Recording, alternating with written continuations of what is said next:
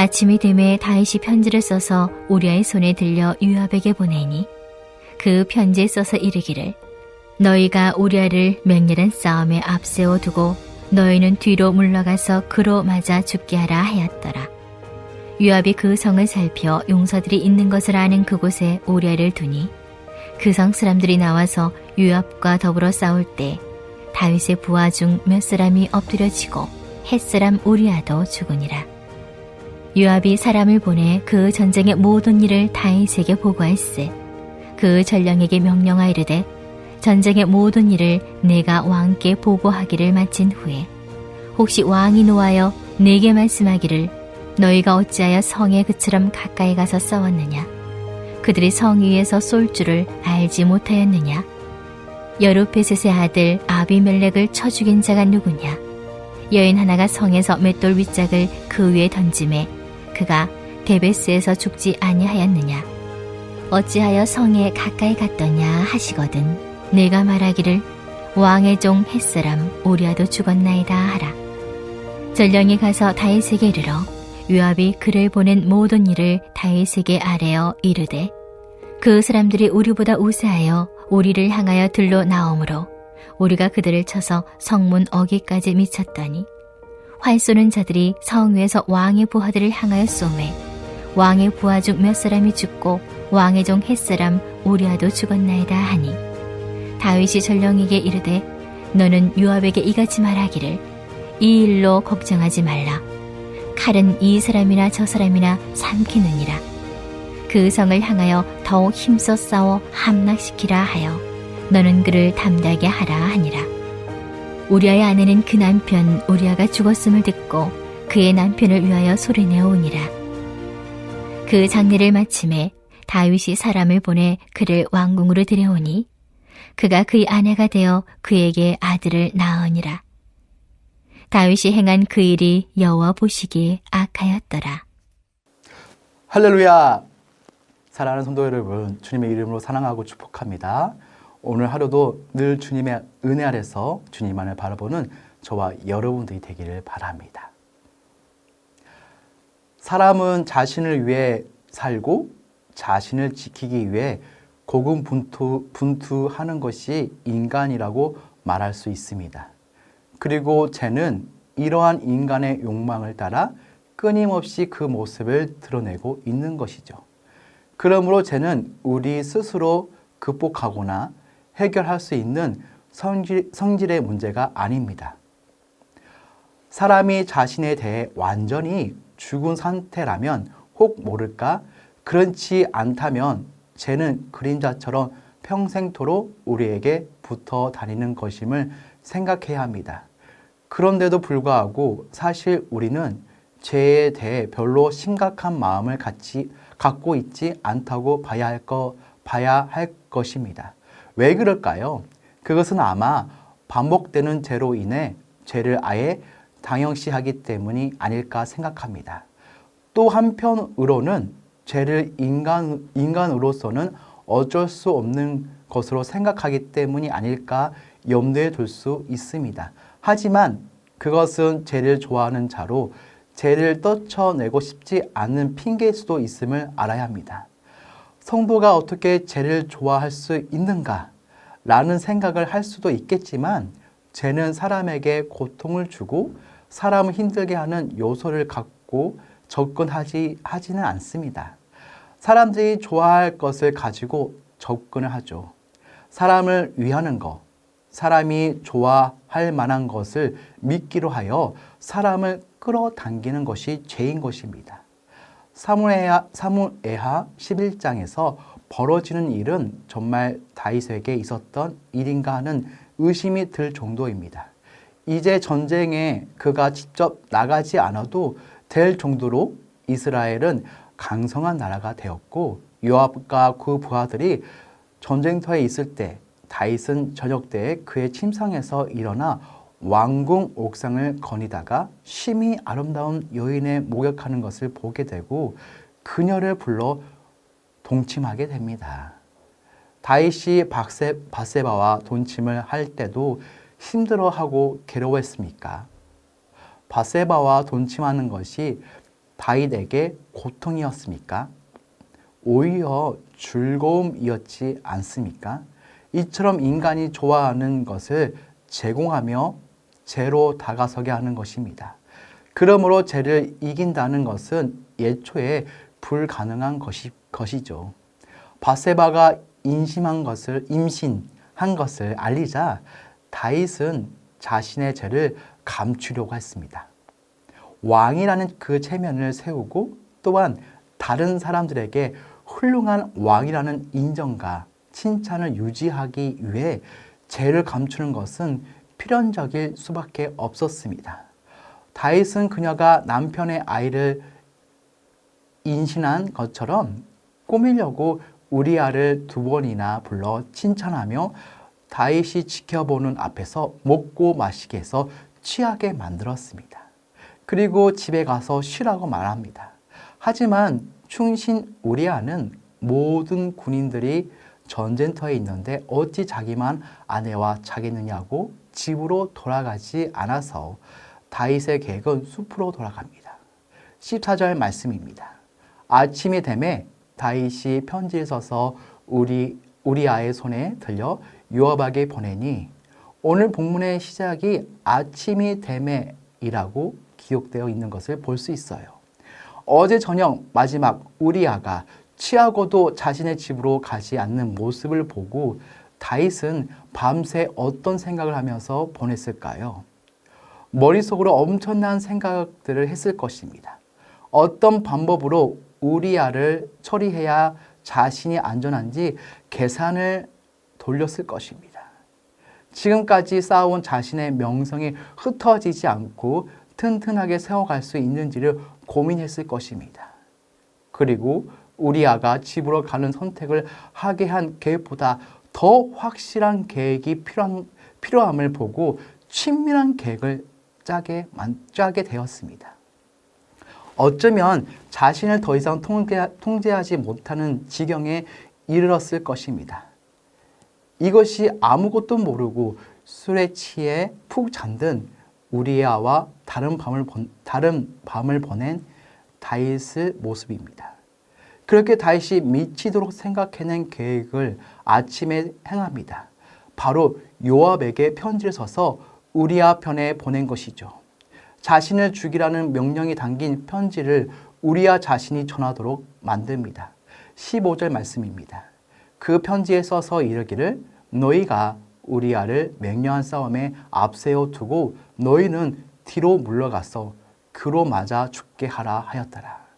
다윗의 악함이 한 사람을 죽음으로 몰아 넣었다는 것에만 있지 않을 것입니다. 자신과 똑같이 하나님의 형상으로 창조한 한 사람을 철저하게 미워함을 넘어서 자신의 죄를 가리기 위해서 수단과 방법을 가리지 않고 그를 죽였다는 것이 다윗의 악함이 더욱 참담합니다. 다윗도 결국 자신의 이름이 더럽혀지지 않도록 자신의 죄를 회개할 수 있는 하룻밤의 시간 동안 한 영혼을 처절하게 죽이려고 고뇌했다는 것이 안타까울 뿐입니다. 이런 다윗의 편지를 받은 요압은 다윗의 편지에 쓰인 글자 외에도 그 글자와 문장 사이에 있는 다윗의 마음을 읽었습니다. 그만큼 요압은 산전수전을 겪었고 세상을 잘 알았습니다. 어쩌면 요압의 손을 빌려서 우리아를 죽이려면 다윗의 죄를 밝힐 증거가 될 편지를 쓰지 않으면 안 될 정도로 요압은 세상에 돌아가는 것과 자신이 잘못하면 중간에서 희생양이 되고 말 것임을 잘 아는 사람이었죠. 그런 행간을 읽은 요압은요, 다윗의 편지에 따로 질문하지 않았습니다. 더 이상 자신의 상간의 치부를 드러낼 필요는 없으니까요. 잘못을 저지르는 자기의 산전에 바른 말을 하기보다는 다윗의 원하는 바를 실행해 주며 비율을 맞춥니다. 왕의 타락은 부하들까지도 타락하도록 죄는 전염이 됩니다. 이렇게 하나님의 공의를 잃어버린 다윗과 이스라엘이지만 사실은 이때가 이스라엘도 다윗도 하나님의 가장 큰 복을 받은 때인 것을 생각하면 우리들도 우리가 평안할 때에 가장 조심해야 할 때인 것 같습니다. 다윗은 음욕에 빠져 자기의 충신을 살아야 하는 살인죄를 범하게 됩니다. 다윗이 이 죄악된 일들을 중도에서 멈추지 않는 것을 보면 다윗은 언제부터인지는 모르겠지만 하나님과의 관계가 멀어지고 있었다는 것을 알게 합니다. 24절 말씀입니다. 활 쏘는 자들이 성 위에서 왕의 부하들을 향하여 쏘매 왕의 부하 중 몇 사람이 죽고 왕의 종 햇사람 우리아도 죽었나이다 하니 정령이 다윗에게 와서 전투가 치려했음을 전하며 우리아도 죽었음을 알립니다. 다윗은 그 소식에 칼은 이 사람이나 저 사람이나 삼키느니라 그 성을 향하여 더욱 힘써 싸워 함락시키라고 격려를 전합니다. 그리고 속으로 기뻐했을 것입니다. 요압과 다윗의 주고받는 말에 자기들의 죄를 감추고 또 감추어 주면서 하나님을 전혀 모르는 사람들처럼 가증한 일들을 행하고 있습니다. 26절 말씀입니다. 우리아의 아내는 그 남편 우리아가 죽었음을 듣고 그의 남편을 위하여 소리내어 우니라. 바세바는 남편 우리아가 죽었다는 그 말을 듣고 소리내어 울었다고 하지만 여러분, 겉으로는 울면서 속으로는 그녀도 웃었을 것입니다. 장례를 마치고 다윗이 그녀를 왕궁으로 데려오니 다윗의 아내가 되어 아들을 낳았습니다. 다윗은 늘 하나님 앞에서 사는 사람이었는데 오늘 그는 하나님께서 보고 계시다는 것을 전혀 의식하지 않는 것 같습니다. 그러나 하나님은 다윗이 하는 그 모든 악한 일들을 다 보고 계셨습니다. 다윗은 왜 이렇게 눈이 멀었다고 할 정도로 잘못되어 있었을까요? 사단은 다윗에게 음욕을 갖게 하고 그 음욕의 죄는 살인까지 하게 만듭니다. 모든 일이 잘 되고 모든 일이 편안할 때에 우리가 더 하나님을 잊어버리고 타락할 수 있음을 우리도 마음에 새겨야 합니다.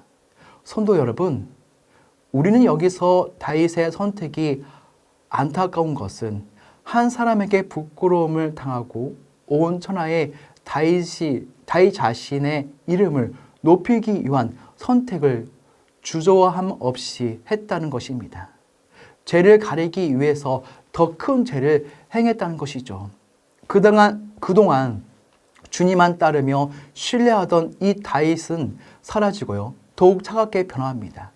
자신의 마음을 감추인 것 없이 드러내며 하나님의 이름을 모욕하는 이들에게 분노를 표하기도 했으며 사울의 압제를 피해서 도망친 이들을 받아주던 그 따뜻함은 사라졌습니다.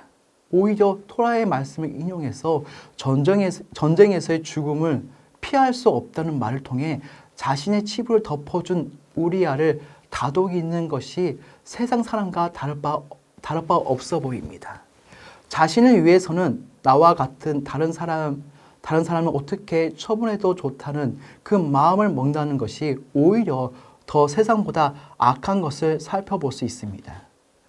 오늘 우리가 살펴봐야 할 것은 우리의 죄의 문제를 제대로 인식하고 하나님 앞에 회개하지 않는다면 우리는 죄의 하수인으로 살아갈 뿐이라는 것이죠. 비록 그것이 겉으로는 화려하고 대단해 보일지라도 죄악에 가득 찬 이 땅에서 하나님의 뜻을 행하기보다 내 이름 내세우기에 바빠진다는 것입니다. 다윗에게는 자신의 죄를 고백하며 돌이킬 시간이 충분히 있었습니다. 끝까지 집으로 향하지 않는 우리아를 쏘아보면서 밤새 제정신이 아닌 사람처럼 우리아를 죽이며 자신에게 가장 피해가 없는 방법을 생각하지 않아도 되었습니다. 오히려 그 밤새 다윗은 왕으로서 살아 있어도 죽음 가운데 머무렀던 존재였을 뿐입니다. 베드로서 5장 8절 보면 근신하라 깨어라 너희 대적 마귀가 우는 사자같이 두루 다니며 삼킬 자를 찾나니라고 말씀하십니다. 다른 번역은 정신 차리고 깨어 있으라고 말씀합니다. 죄는 이렇게 우리의 가까이에서 우리의 틈을 타고 또 사로잡으려고 노리고 있습니다. 생각해 보면 다윗은 혼자 하는 신앙생활이지만 우리에게는 교회가 있습니다. 우리가 모여 기도하기에 힘쓰고 모든 예배를 사모하여 참석하고 헌신과 본사의 그 자리에 열심을 내고 충성스럽게 사명과 직분을 감당하고 개인적인 예배와 기도와 말씀의 시간들을 가진다면 우리는 죄악의 길로 들어서려는 우리를 막으시는 그 성령의 인도하심을 알게 될 것입니다. 돌이키는 기회를 얻게 될 줄 믿습니다. 오늘 다윗을 보면 우리는 더욱 늘 하나님의 시선을 의식하고 살기를 소원하며 성령으로 충만하기를 사모합니다.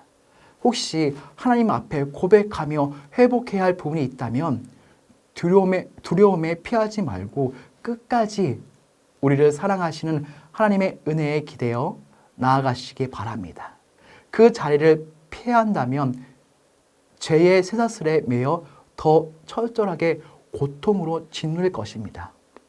심판이 목적이 아닌 완전한 회복으로 이끄시는 주님을 온전히 의지하는 하루가 되기를 소원합니다. 우리 다 같이 기도하는 시간을 가지겠는데요. 우리 첫째로 사람들은 몰라도 하나님은 모든 것을 아십니다. 사람들의 눈은 속여도 하나님은 속일 수 없음을 기억하며 죄를 감추려 하던 모습을 용서하여 주소서. 죄에 죄를 더하지 않도록 도와주시옵소서. 하나님의 방법인 기도로 세워가는 선전 건축되게 하옵시며 교회가 한마음 되어 선전 건축을 감당하게 하옵소서. 우리 기도 제목을 가지고 기도하는 시간을 가지겠습니다.